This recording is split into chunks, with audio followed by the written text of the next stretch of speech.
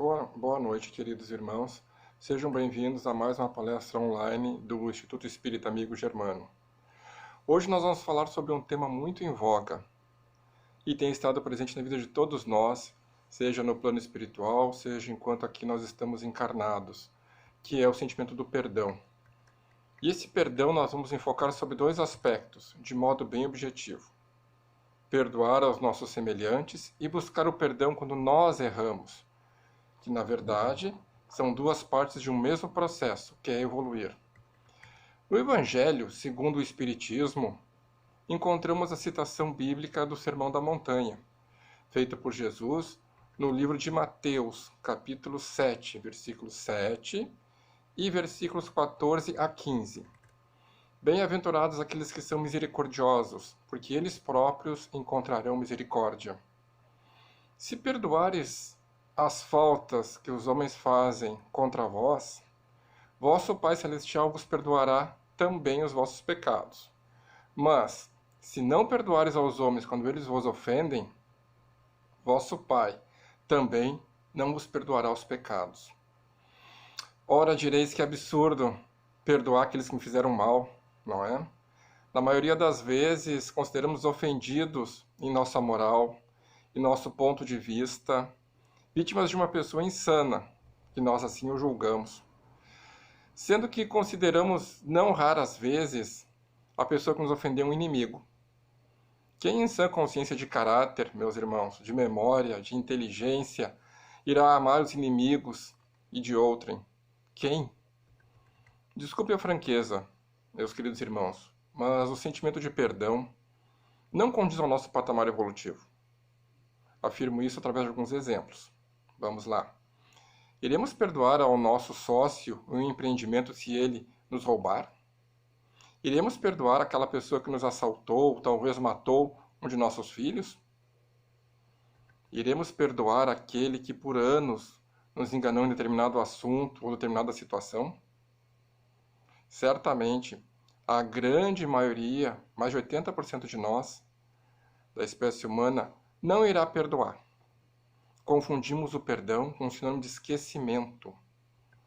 Para Jesus, Cristo, o ungido de Deus, perdoar é sinônimo de esquecer. Para nós não, meus irmãos. Perdoar, para nós, é como nós colarmos um vaso quebrado. Sempre aparecerá a parte colada, remendada, e nunca será como foi. Nós não teremos mais aquele olhar de perfeição para aquele vaso que foi quebrado. Certamente, o perdão, como tal, não é para nós, em nosso estágio evolutivo. Nós estamos em um nível muito pequeno de evolução, entre os níveis baixos e medianos. Quando Jesus aqui esteve entre nós, ele afirmou diversas vezes a necessidade do perdão e, por conseguinte, da fraternidade. Amai-vos uns aos outros como eu vos amei. Ele assim falava por intuito de lançar ao solo do Espírito a semente do perdão, exatamente como acontece nos processos de agronomia. Nós semeamos a semente, nós esperamos a germinação e a frutificação. E isso que essa frase foi proferida há mais de 2000 anos por Jesus e nós não entendemos o verdadeiro significado dela. Criamos várias teorias, várias formas de analisar, queremos nos justificar e não vemos que a coisa era muito mais simples. Quando nós estivermos em um estágio mais evoluído de nossas mentes, o perdão será algo de importância natural. Então, amar será uma consequência natural, instantânea em nossas vidas, no sentido exato da palavra amor. Vamos pegar um outro exemplo, para nós termos uma ideia. Os cães apresentam uma grande capacidade de perdoar. Nessa afirmação, talvez ela seja um pouco não tão clara de nós pensarmos. Mas imaginamos quem de nós que nunca brigou com o seu cãozinho de estimação, seja por qualquer motivo, e após algum tempo o chamamos ou ele vem espontaneamente próximo de nós, vem nos abanando o rabinho, todo feliz.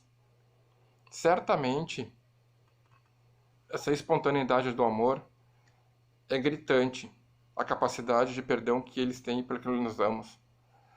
Vamos aprender com esse exemplo marcante dos cães que nós temos em nossas casas, como eles podem nos perdoar como eles podem ter esse sentimento como se quase nada tivesse existido. Todavia, há algumas ressalvas a fazer quando perdemos o perdão pelos nossos atos, pelas nossas faltas. Reconhecemos através do peso da consciência o amargor daquilo que fizemos e não os consideramos culpados. Cultivamos o amargor da culpa e, por conseguinte, desejamos o perdão, receber a desculpa pelo aquilo que fizemos de errado. Nós desejamos e buscamos restabelecer os laços ora existentes, antigamente, e para isso criamos situações açucaradas, adocicadas, para que o amor ele se enraize com muito afinco entre nossas mentes, como era antigamente. E assim os verbos amar e multiplicar tornam-se palavras tônicas momentâneas em nossas existências, para a obtenção do perdão. E eu digo momentânea porque depois de obter o perdão, a desculpa, nós relaxamos. E não damos a devida importância do fato em si. Coisas que não acontecem, como nós falamos anteriormente sobre os cães. Pensando e analisando de modo objetivo, havia uma grande amizade recíproca, profunda, extensa, e a partir de uma situação banal, um desafeto, aquele amor irmanal, espiritual, sexual, por que não dizer? Enfim, o amor que nos unia, ele se metamorfoseia em inimizade, dor, tristeza, amargura. Perdão não há da outra parte. É um fato quando dois seres espirituais concretizam uma situação de inimizade, falta amor. Então, amar a quem aqueles a nós classificamos como inimigos não é um absurdo. Muito pelo contrário. É uma ignorância no bom sentido do termo. Um desconhecimento do principal sentimento que nos une a tudo e a todos, ao nosso Criador, que é o amor. Sentimentos de baixa vibração como ódio, orgulho, inveja, vingança, entre vários, que podemos citar, funcionam como alavancas da barreira de amar e proporcionar a clave do perdão ao nosso irmão. Fica patente, meus irmãos, a situação daquele que busca o cetro do perdão. Isso que eu falei anteriormente. Quando invertemos as situações e nos colocamos no lugar do outro. Machuca, não é? Fere. A descrição de todos esses adjetivos. E nós paramos alguns minutos para pensar e buscar entendimento desses motivos que levaram àquela situação e a necessidade do perdão indulgente que necessitamos. Nós nunca realizamos essa análise antípoda, ou se realizamos é parcialmente, do processo de rompimento dessa discussão. O que importa, meus irmãos, é que não há erro nos processos de reencarnação. Todos estão nos locais e nas horas certas. E somente as situações corretas acontecem em nossa vida. Isso nós temos que ter muito claro. O plano espiritual é perfeito, e perfeitas são as capacidades de adaptação em nós frente às dificuldades, às adversidades e os momentos de sucesso. Enfim, as diversas situações que nos encontramos. O primeiro passo para se obter o perdão é conceder a si o auto-perdão.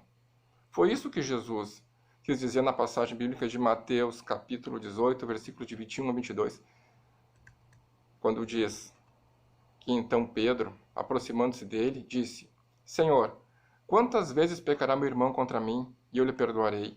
Até 7?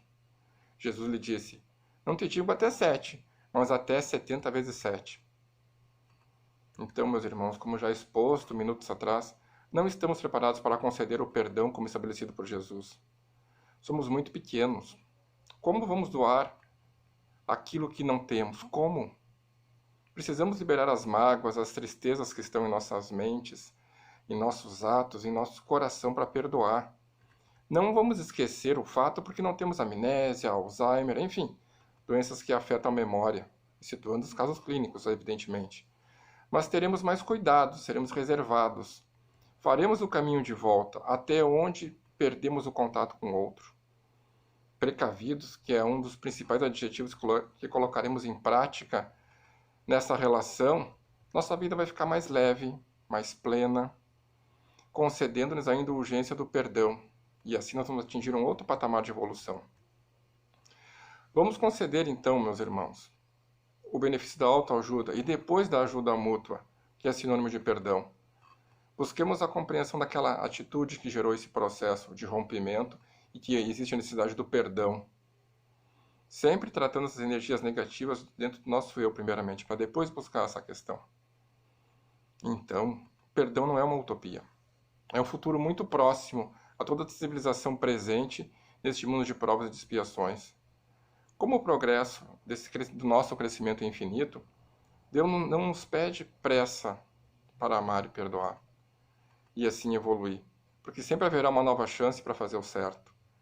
Então, aquela determinada oração do Pai Nosso, que nós conhecemos na versão atual, pela Igreja Católica, que foi proferida no Monte das Oliveiras por Jesus, perdoai as nossas ofensas, assim como nós perdoamos a quem nos tem ofendido, não será dita da boca para fora, de uma forma decorada, vazia, mas será dita do coração. Uma forma tão verdadeira de nós perdoarmos.